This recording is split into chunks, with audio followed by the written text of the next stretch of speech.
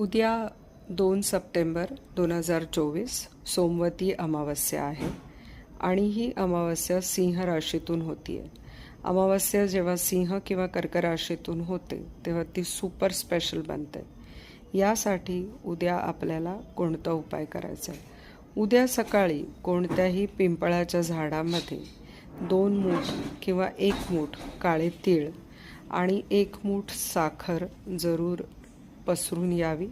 ह्याच्यानी तुमच्या court matter, तुमच्या संतान सुखामध्ये जर काही समस्या येत असतील, आर्थिक अडचणी येत असतील तर त्या दूर होतील. उद्या एखादं केळाचं किंवा अशोकाचं झाड लावण्याचा प्रयत्न करावा किंवा काळ्या हळदीचं झाड लावल्यास तुमची ऐश्वर्य वाढत जातं. थोडीशी चांदीची खरेदी करणं किंवा उद्या सगळ्यांनी एकत्र बसून खीर खाणं हे सुद्धा